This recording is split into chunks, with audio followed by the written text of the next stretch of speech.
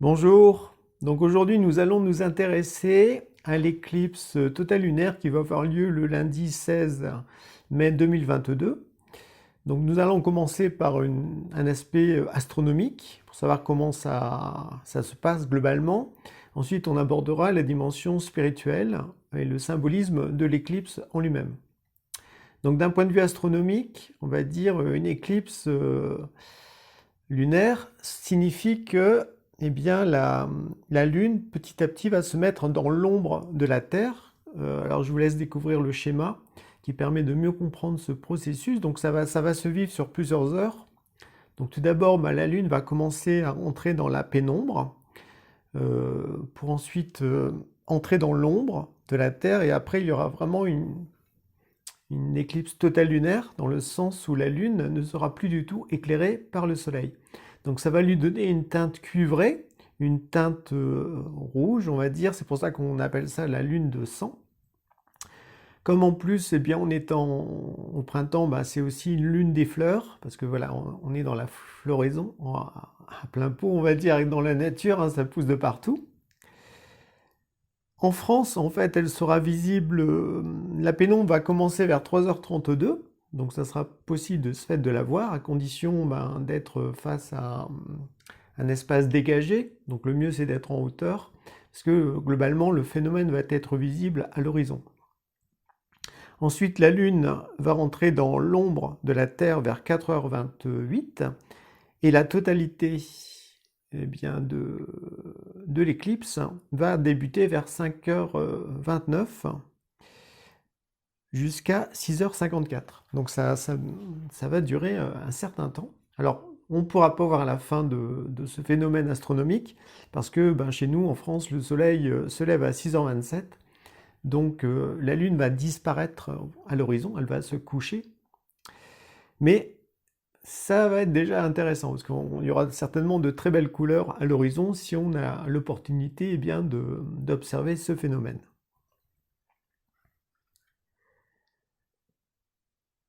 Alors une éclipse, d'un point de vue astrologique, eh bien cela signifie que la Lune et le Soleil se trouvent sur l'axe des nœuds lunaires.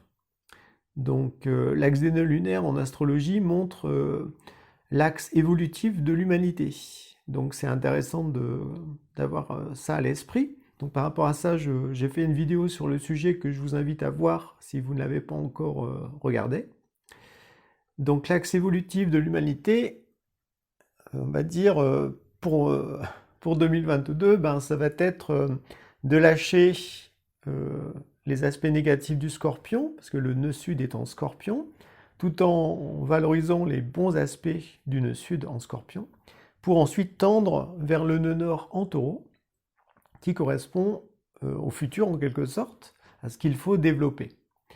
Donc le fait qu'il y ait une éclipse justement sur cet axe des nœuds, cela signifie que, il y a comme des forces, des obstacles qui peuvent gêner l'évolution de l'humanité. Donc ce n'est pas une période, on va dire, de tout repos. Au contraire, souvent c'est une période de tension, de crise. Même dans la nature, on sent qu'il y a une sorte de densité qui est présente, une sorte au niveau énergétique, au niveau atmosphérique, on sent quelque chose de lourd. Même les animaux, hein, généralement, arrêtent de bouger, ils sont un peu prostrés. Les oiseaux ne volent plus, ils ne chantent plus. Il y a vraiment comme un temps, on va dire, de danger, de gravité, et en fait la nature nous le montre. Et ça veut ça veut bien dire qu'il se passe quelque chose d'un point de vue spirituel au moment des éclipses, notamment quand la Lune est totalement éclipsée par la Terre, par l'ombre de la Terre. Donc ça nous met face au besoin d'être plus lucide, d'avoir plus de bon sens, d'être plus vigilant par rapport à soi-même, aussi par rapport à ce qui se passe dans le monde, à l'extérieur. Parce qu'en fait, comme le soleil incarne les forces de la lumière spirituelle, lorsque la lune n'est plus éclairée par le soleil, parce que la Terre justement se met devant, eh bien, on va dire que les forces maléfiques de la Lune, eh bien, peuvent se déchaîner pendant le temps justement de l'éclipse totale et venir perturber l'humanité. Alors, faut pas en avoir peur, c'est juste que, on va dire, c'est comme si le monde spirituel se retirait un petit peu on va dire, de l'univers, pour voir un petit peu comment l'humanité, comment chaque être humain va se comporter face au mal. Est-ce qu'il va résister? Est-ce qu'il va le mettre en lumière? Ou est-ce qu'il va se faire manipuler, embobiner? Et puis donc s'enténébrer en quelque sorte.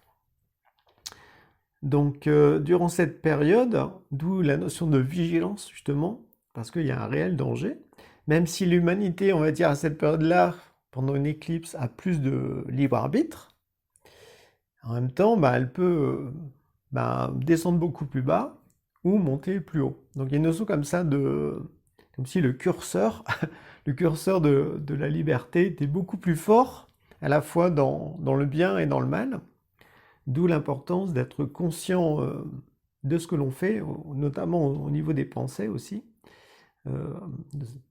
Voilà, de ne pas se laisser avoir par un train de pensée négatif, parce que justement, comme c'est la Lune qui est cachée, on va dire, par la Terre qui se met devant, et bien la Lune, c'est comme les énergies négatives de la Lune reliées au signe du Scorpion, et bien vont descendre au niveau des têtes de l'humanité, au niveau des têtes des êtres humains. Et en fait, c'est au niveau des pensées que d'un seul coup, on pourrait être traversé par vraiment le côté obscur du Scorpion, avec notamment des idées morbides, des idées de violence, de destruction, d'extrémisme, une sorte de pouvoir occulte aussi, parce que bon, le Scorpion est relié à la magie ou à la sorcellerie, comme si pouvait se passer aussi des choses dans le monde. On verra ça dans les semaines ou dans les mois qui viennent, parce qu'en fait, globalement, une éclipse a un impact sur les semaines qui suivent, le moment proprement dit de l'éclipse, voire les mois. Donc ça dépend de sa puissance, de sa force. Or là, comme c'est une pleine lune couplée à une éclipse totale de lune au printemps, donc il y a beaucoup d'énergie, beaucoup de force. D'ailleurs, au niveau des marées, souvent, c'est beaucoup plus violent. Il peut y avoir des tempêtes en mer. Donc tout ça montre qu'il y a vraiment quelque chose qui se passe dans l'invisible, au niveau occulte. Donc c'est pas tout rose. Il faut au contraire avoir les idées en place, oser voir les choses clairement, pour ne pas s'illusionner, pour ne pas passer à côté de quelque chose aussi. Donc attention aux pensées qui vont nous traverser durant cette période. Il s'agit de ne pas se laisser avoir par des illusions, par des mensonges, par des rêves, par des cauchemars aussi. On pourrait faire des cauchemars durant cette période.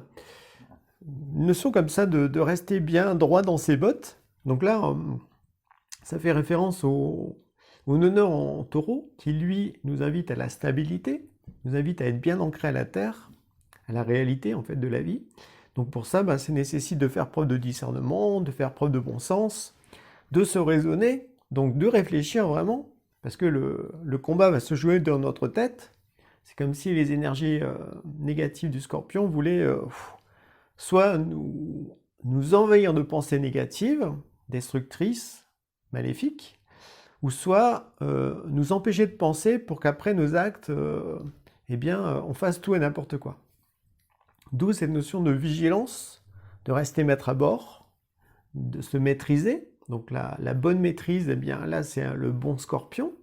On maîtrise à la fois ses pensées, on maîtrise sa parole, on maîtrise ses actions, on maîtrise ses émotions, ses réactions par rapport à ce qui peut se passer à l'extérieur. Alors c'est quelque chose, bien sûr, cette période d'éclipse, qui touche chaque être humain individuellement, mais aussi ce qui se passe dans le monde. Voilà, ça se joue au niveau collectif aussi, ou au niveau de toute la planète. Donc il y a vraiment cette conscience qu'il y a un réel danger, en fait, durant cette période d'éclipse. En même temps, il ne faut pas en avoir peur, c'est juste être lucide, voir les choses en face et s'organiser pour justement ne pas se faire avoir et rester vigilant, présent, se poser des questions, se raisonner, c'est très très important pour justement ne pas se faire avoir par des flots d'émotions négatives qui pourraient être collectives ou par la folie de certains dirigeants qui, voilà, notamment avec tout ce qui se passe en Ukraine avec la guerre, ben, d'un coup ça pourrait s'amplifier d'un coup. Donc là, une notion comme ça de droiture, d'être fidèle aussi à ses convictions, parce que le taureau, il invite vraiment à écouter son cœur, voilà, à faire preuve de persévérance, de stabilité dans ses engagements aussi, et vraiment à être connecté à la terre pour se sentir aussi en sécurité. Donc le fait d'aller en nature, le fait d'observer la mer, d'aller à la montagne, eh bien tout cela, eh bien ça nous aide à être plus dans la réalité plutôt que d'être dans des pensées complètement délirantes ou d'être happé par les médias, par les manipulations environnantes, pour justement garder la tête froide, garder la tête sur les épaules, comme on dit, et puis de là, eh bien, demeurer vigilant, en éveil, euh, tout en étant aussi détaché. C'est intéressant parce que l'éclipse a lieu un lundi, donc c'est le jour de la Lune, donc ça amplifie encore plus l'aspect lunaire, dans l'aspect cyclique, cyclotimique, donc extrémisme aussi au niveau des émotions. D'où l'importance de se cadrer en quelque sorte, d'éviter de s'emporter pour tout n'importe quoi, parce qu'on peut être très irritable durant cette période. Donc faut vraiment veiller à ne pas réagir brutalement, mais au contraire à se raisonner tout de suite pour ne pas perdre pied. Donc ça a lieu un lundi et ça a lieu le 16, donc le 16 mai 2022 en numérologie, c'est un jour universel 27 qui donne 9. C'est intéressant, le 27, on peut le traduire par le fait de se relier à une sagesse ou à la connaissance, ou à l'astrologie ou à la numérologie, pour justement comprendre les choses. C'est aussi relié au fait, le 2, le 7, à la notion de détachement en fait. Détachement par rapport au monde, détachement par rapport au relationnel, détachement par rapport à une partie de soi aussi, pour être plus tranquille, plus serein, plus en paix. C'est aussi une invitation à être en paix avec soi-même, à être en paix avec les autres, à être en paix avec son passé, être en paix aussi avec Dieu. Alors bien sûr, si on a une ouverture spirituelle, ben, ça aide grandement justement à garder conscience de tout ce qui se passe durant cette période d'éclipse. Et puis le fait que ça donne le 9, ben, il y a une notion comme ça d'aboutissement de quelque chose, comme s'il fallait vraiment lâcher des vieilles références, des vieilles habitudes ou peut-être des anciennes façons de penser, pour se renouveler justement au niveau de sa réflexion, de sa pensée. Parce que le neuf, c'est aussi quoi de neuf, donc quoi de nouveau. Donc voir les choses avec un autre point de vue, comme si on prenait du recul, on allait sur le sommet d'une montagne pour voir ce qui se passe réellement à la fois dans sa vie, puis aussi dans le monde, avec plus de lucidité, puis aussi un point de vue plus spirituel. Donc tout ça, ça va être à l'ordre du jour pour cette éclipse du 16 mai. On est déjà dans l'ambiance, hein, vu que je vous fais la vidéo le 14. Donc on est déjà dans l'ambiance depuis quelques jours. En tout cas, moi, je perçois ça. Pour ceux qui sont plus sensibles.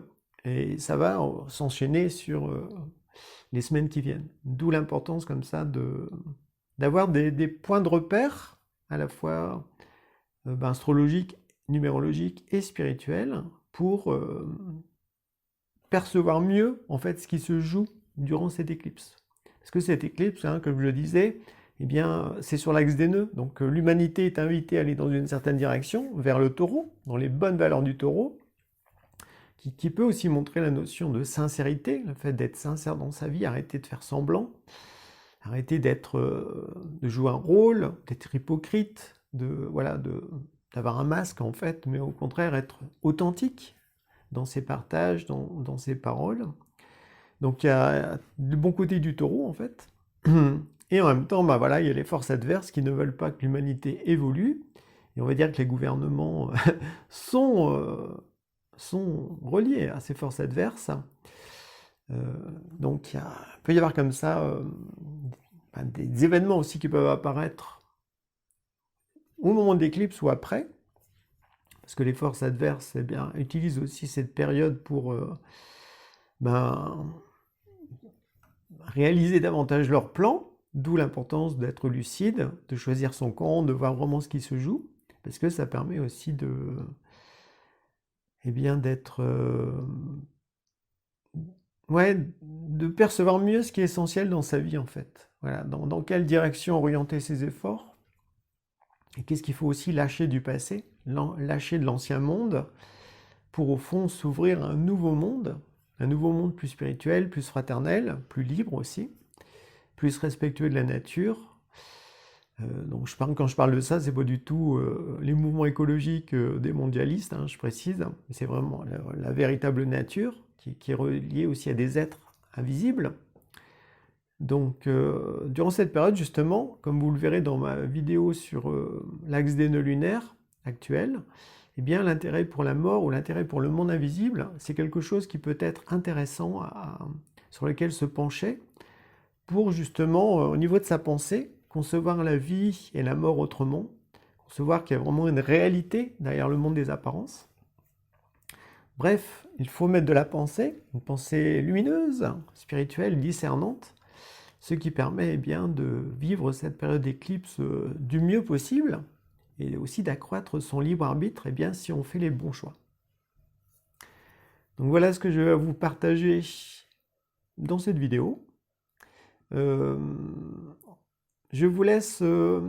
j'avais la dernière fois en fait que j'avais fait une vidéo sur la précédente éclipse, c'était en mai 2021, donc c'était il y a un an. Donc là encore, on pourrait essayer de faire une sorte de bilan de qu'est-ce qui s'est passé en un an suite à cette éclipse. Mais dans cette vidéo, j'avais mis un extrait de quelqu'un qui avait filmé en fait toutes les phases de la Lune pour une éclipse totale lunaire. Donc là, j'avais envie de vous le remettre pour celles et ceux qui ne l'ont pas vu. C'est toujours intéressant de voir la beauté de la nature et la beauté de la création divine.